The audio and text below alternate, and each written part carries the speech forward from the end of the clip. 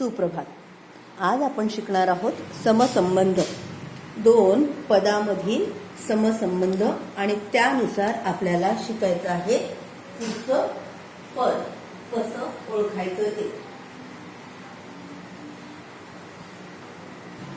आता समसंबंधासाठी काही महत्त्वाच्या गोष्टी असतात, त्या मी तुम्हाला सांगते. समसंबंधासाठी आपल्याला पाहिजे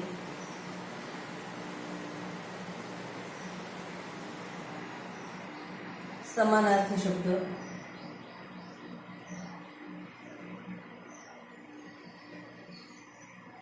विरुद्धार्थी शब्द,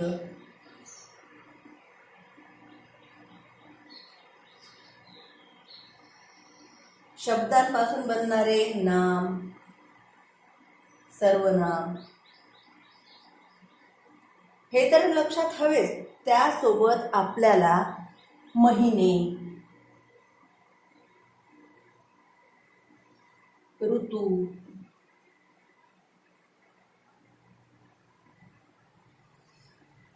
व्यवसाय, खेळ, संघातील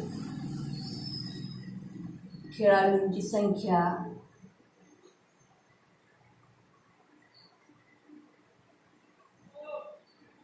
या गोष्टी माहीत पाहिजे. आता संघातून खेळाडूची, तसेच लहानपणापासून आपण जे काही शिकलोय, प्राणी, त्यांचे अधिवास म्हणजे घरटे,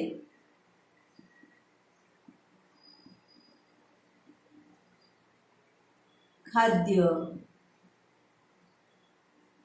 या सगळ्या गोष्टी वेगवेगळ्या प्रकारे आणि महत्त्वाचं म्हणजे दिलेले पर्याय विचारात घेऊनच आपल्याला हे सोडवावं लागतं. यासाठी आपल्याला वेगवेगळ्या प्रकारे म्हणजे सर्वच विषयांचं ज्ञान आय टीसाठी आवश्यक असतं आणि आय टीमुळे सर्व विषयाचं ज्ञान वृद्धिंगत व्हायला मदत होते. महत्त्वाचा सब्जेक्ट येतो गणित. आता गणितात जर का तुम्हाला सहसंबंध आणि लॉजिक जर का समजलं तर या बाकी विषयांमध्ये लॉजिक समजायला फार काही कठीण जात नाही. आता समसंबंधामध्ये आपल्याला वेगवेगळ्या प्रकारे विचारू शकतात. कुठल्या कुठल्या प्रकारे विचारू शकतात तर पैकी एक आहे वेगवेगळे दिन विचारू शकतात. आता दिन जर का विचारायचे असतील तर आपल्याला दिन लक्षात पाहिजे. तुम्हाला दिसत आहेत का हे सगळे दिन? तुम्ही स्क्रीनशॉट काढू शकता. वेगवेगळे दिन मी इथे लिहिलेले आहे. जसे वर्ल्ड कॅन्सर डे 4 फेब्रुवारी, world number no tobacco day 31 मे म्हणजे टोबॅको नको आहे, ब्लड डोनर डे 14 जून, रेबीज डे 28 सप्टेंबर, मेंटल हेल्थ डे 10 ऑक्टोबर. या व्यतिरिक्त तुम्हाला पर्यावरण दिन, जलदिन, अक्षय ऊर्जा दिन हे तुमच्या टेक्स्टबुकमध्ये शिकवलेले असतात. ते आपल्याला पाठ पाहिजे. त्याचसोबत आपल्याला महिने आणि ऋतू आणि महिन्यांचे दिवस हे सुद्धा पाठ पाहिजे. त्यासाठी तुमची ती छोटीशी कविता आहेच, 30 days has September, April, June and November. सौर वर्ष केव्हापासून सुरू होतं ती पण कल्पना पाहिजे. आता सौर वर्ष आणि मराठी वर्ष हे काय वेगळं आहे का? हो, वेगळं आहे.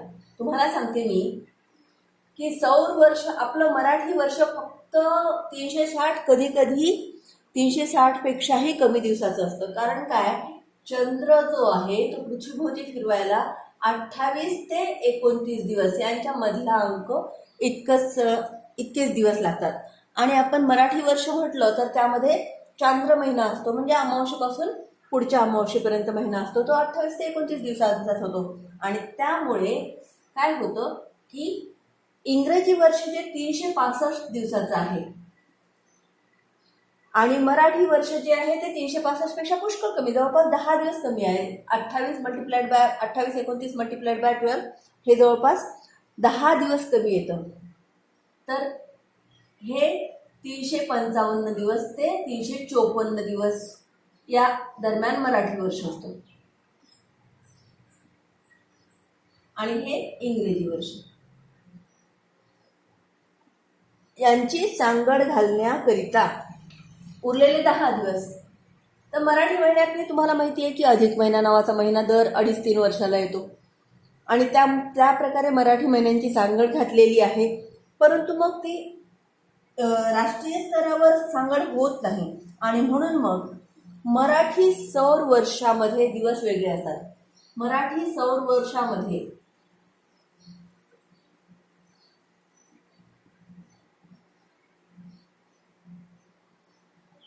चैत्र, वैशाख, ज्येष्ठ, आषाढ, श्रावण,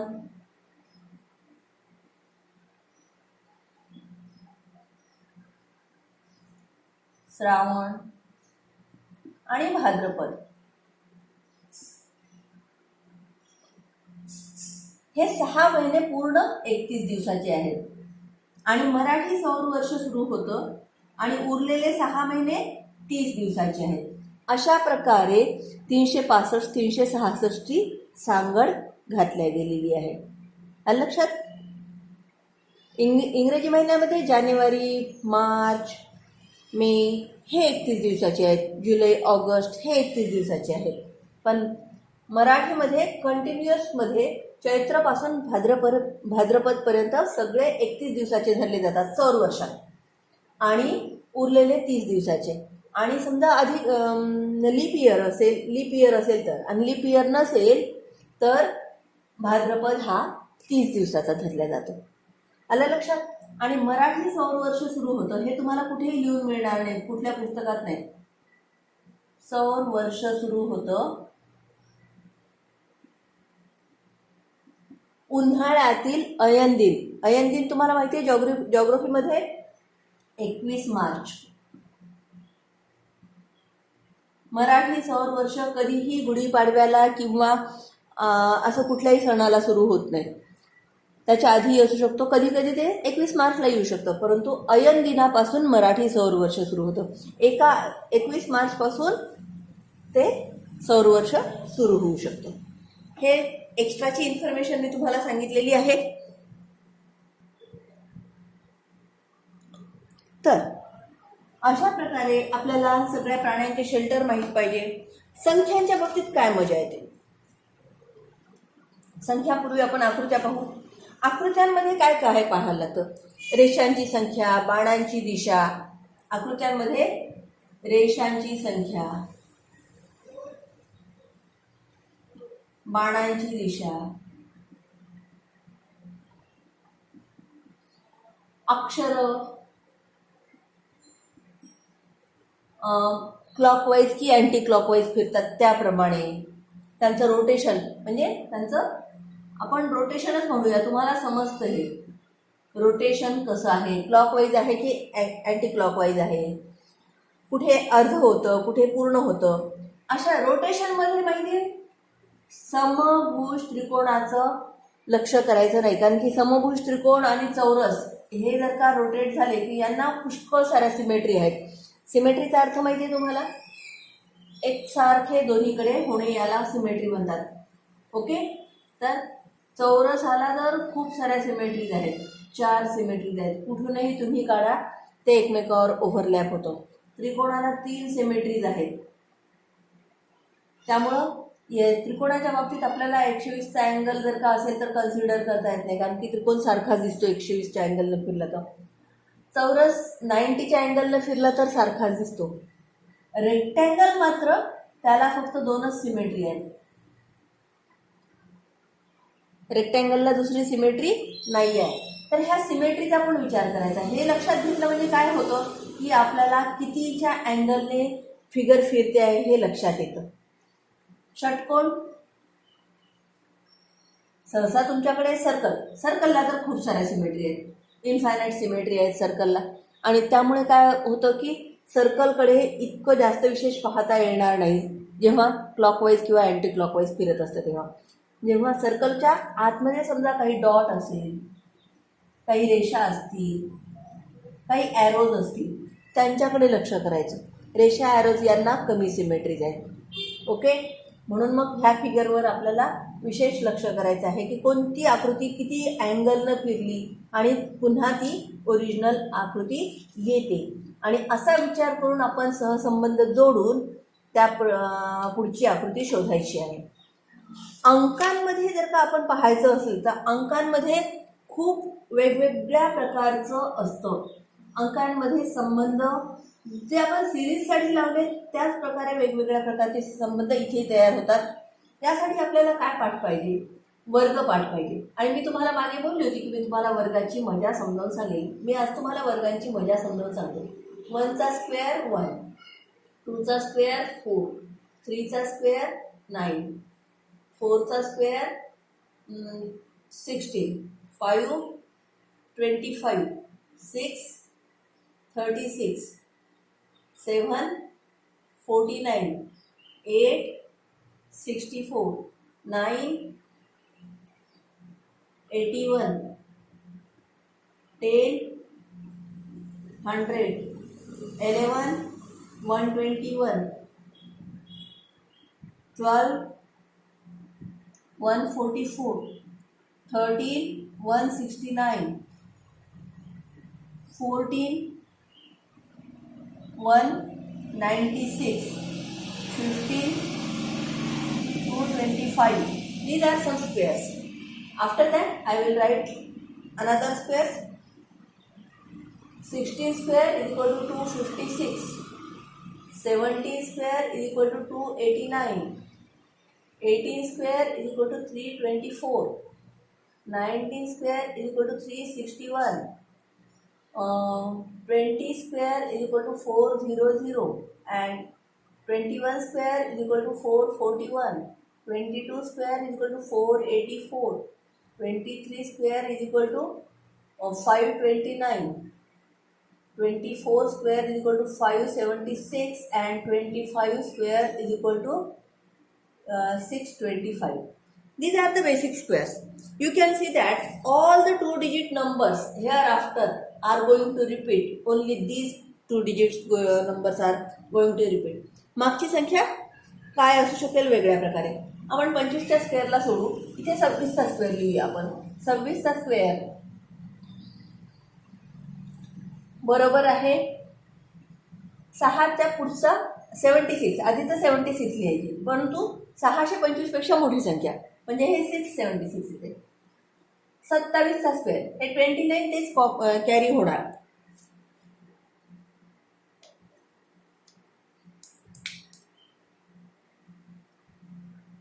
29 तेच कॅरी होणार. पण ऑब्व्हियसली 26च्या स्क्वेअरपेक्षा 27चा स्क्वेअर मोठा आहे. मग 629 लिहिलं तर ते काय होईल? 629 लिहिलं मी तर ते लेस दॅन 676 होईल. म्हणजे 629 चालत नाही. म्हणजे इथे किती लागणार आपल्याला? 729. मग त्यानंतर 28चा स्क्वेअर. 28चा स्क्वेअर आपल्याला 84 आणि 784 चालतात.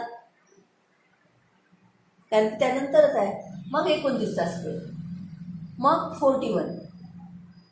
पण आता 741 लिहिलं तर 84 पेक्षा लहान मिळते, म्हणून मग आपण इथे काय लिहिणार? 841.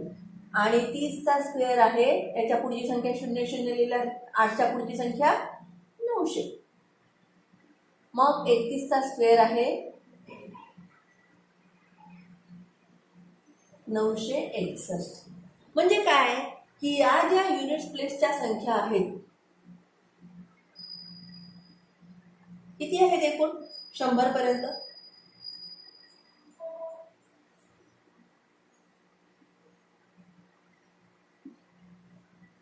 फक्त 24 आहेत 00 धरून. ओके, 0 धरून फक्त 24 संख्या आहेत. आणि याच संख्या दशक आणि एकक स्थानावर रिपीट होतात. म्हणजे आपल्याला स्क्वेअर ओळखायला पटकन सोपं जातं. मग आता या संख्या लक्षात ठेवा. अशा प्रकारे आपण पूर्ण स्क्वेअर उलट्या प्रकारे पण लक्षात ठेवू शकतो. पूर्ण 50 पर्यंत. इथं 50चा स्क्वेअर लिहिणार मी. 50चा स्क्वेअर 2500. 49चा स्क्वेअर 2401. 48चा स्क्वेअर 2304.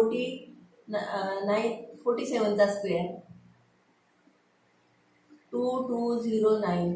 46चा स्क्वेअर 2116. 45चा स्क्वेअर 2025, 44चा square 1936. I am just coming down.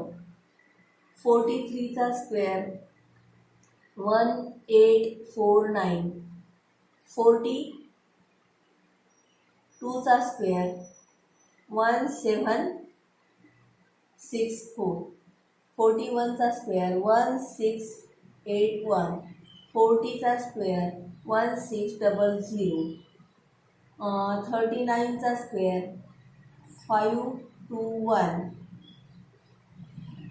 38चा square 1444, 37चा स्क्वेअर 1369, 36चा स्क्वेअर 1296, 35चा स्क्वेअर 1225. इथे पहा 96पेक्षा 25 लहान असल्यामुळे 12 रिपीट झाले.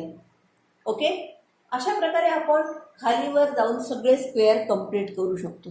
Okay, did you get it? इथे लिहून टाकू, 3च लिहायचे राहिलेत माझे. 31 नंतर कोण आहे? 32चा स्क्वेअर इज इक्वल टू 1024, 33चा square is equal to 1089 and 34चा square is equal to 1156. These are the squares. आणि याच पद्धतीनं तुम्हाला लक्षात आलं आहे की नाही तर कोण जाणे. 51चा स्क्वेअर 2601, 52चा स्क्वेअर 2704, 53चा स्क्वेअर 2809, 53चा स्क्वेअर 2954, 2916, 55चा स्क्वेअर 3025 अँड सो ऑन. पण हे आपण फक्त 60पर्यंत अप्लाय करू शकतो. 60च्या पुढे वेगळं काही लागतं. आलं लक्षात? तर अशा प्रकारे आपल्याला पुष्कळ सारे स्क्वेअर जर का लक्षात राहिले तर आपले गणितं आपोआप सोपे होतात आणि आपल्याला कोरिलेशन शोधायला सोपं जातं. हे मी मागे बोलली होती, तुम्हाला प्रत्यक्ष शिकवेल त्याप्रमाणे आज शिकवलं आहे. तर स्क्वेअरच्या युनिट्स प्लेसवर आणि टेन्स प्लेसवर कोणत्या संख्या येतात त्या लक्षात ठेवायची एक सोपी आयडिया. पहिला तर 00, 01, नंतर मग 21, 41, 61, 81, 04, 24, 44, 64, 84, 09, 29, 49, 69, 89, 16, 16, 36, 56, 76, 96, 25. These are the only possible. फक्त दशक कुठल्याही परफेक्ट स्क्वेअरच्या दशक आणि एकक स्थानाच्या याच संख्या असतात. या व्यतिरिक्त कुठलीच संख्या दशक आणि एकक स्थानावर कुठल्याही परफेक्ट स्क्वेअरच्या येऊ शकत नाही. हे लक्षात ठेवायचं आहे. ओके, त्यानंतर पाहूया की कधी कधी समसंबंधामध्ये काय देतात. ए आणि मग बी क्वेश्चन मार्क. आता ए वरून काहीच लक्षात येत नाही. इथे एक महत्वाची गोष्ट काय असते की 1चा स्क्वेअर, 1चा क्यूब, 1चा 4, all power of 1 is equal to 1. 1 to the power 0 is also 1. Okay, and therefore जर का असं ए जर का लिहिलेलं असेल आपल्याला तर त्याकडे पाहताना आपल्याला ऑप्शन पाहावं लागेल. इथे ऑप्शनमध्ये आपल्याला बीची संख्या 2 धरून 2चा स्क्वेअर, 2चा क्यूब यांच्याकडे पण लक्ष ठेवावं लागेल. म्हणजे इथे डी, 2चा स्क्वेअर म्हणजे डी आणि 2चा क्यूब म्हणजे एच यांच्याकडे पण लक्षात ठेवावं लागेल. किंवा इथे पण 1:1 अँड 2:2 क्वेश्चन मार्क. तर इथे आपण 1 आणि 1ला कुठलाही इंडेक्स लावू शकत नाही, म्हणून ऑप्शन पाहून योग्य ते ऑप्शन निवडायला लागतं. Okay,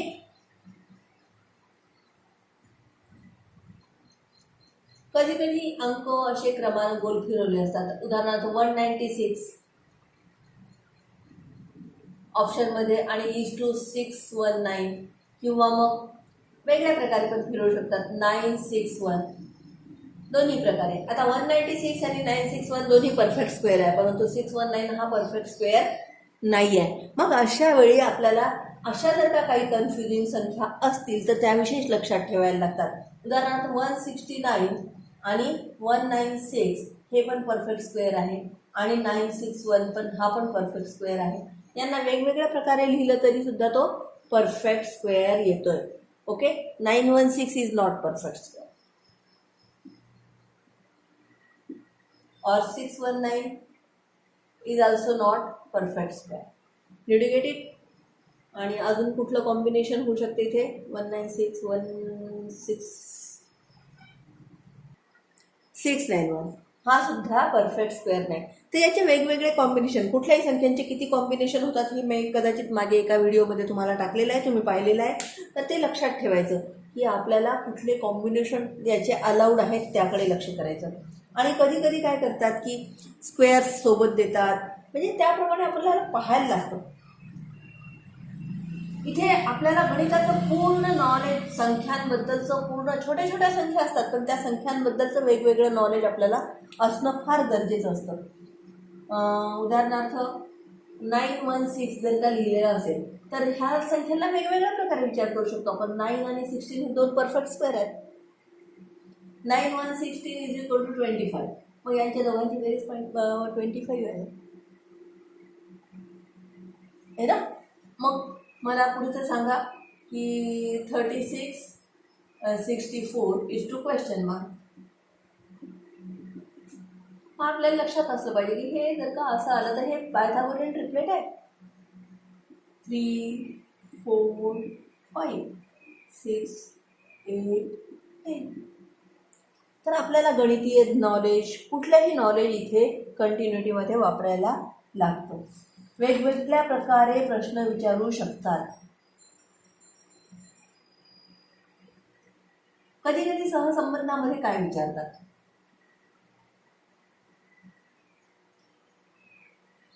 9/11 is to 20/99. मग आता इथे पहा, 9 आणि 11ची सम किती आहे? 20. आणि 9 आणि 11चं मल्टिप्लिकेशन किती आहे? 99. आपण जर का अंकांशी, शब्दांशी बोललो तर ते आपल्याला सांगतात त्यांच्यामध्ये काय रिलेशन आहे आणि मग आपण त्यांना पुढचे प्रश्न सोडवू शकतो. काही काही संख्या विशेष आहेत त्या लक्षात ठेवायच्या. 64 ही स्क्वेअर पण आहे, क्यूब पण आहे. Is equal to 8 square is equal to 4 cube. काही संख्या अशा विशेष असतात. 81 is equal to 3 square is equal to 9 3 to power 4 is equal to 9 to power 4. Okay. Odd नंबरचा जर का कुठलाही घातांक असेल तर तिथे आपल्याला विशेष काही लक्षात ठेवायला लागत नाही, ते कारण की ऑड नंबरचे घातांकाचं काही होऊ शकत नाही. परंतु इव्हन नंबरचे घातांक असतील, इंडायसेस असतील तर तिथे आपल्याला विशेष लक्ष करायला लागतं. ओके. उदाहरणार्थ 256 इज इक्वल टू किती आहे? 16 square is equal to 4 to the power 4 is equal to 2 to the power 8. असं हे वेगवेगळ्या प्रकारे मिळतं.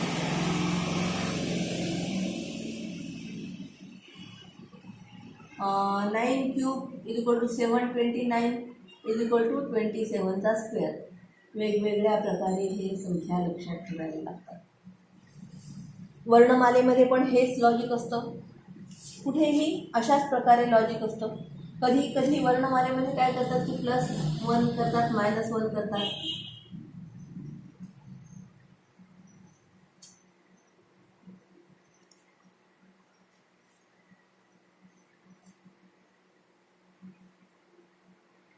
उदाहरणार्थ QIWG इज टू RHXF. मग आता पाहायचं क्यू नंतर कोण आलाय? आर. PQR. HI हे -1 आहे, इकडे +1 आहे. WX इकडे +1 आहे आणि FG इकडे -1 आहे. तर यांच्या साह्याने आपल्याला को रिलेशन सहज समजू शकतो. मला वाटते तुम्हाला समजेल. आणि काही अडचण असली तर जरूर तुम्ही मला विचारा. थँक्यू.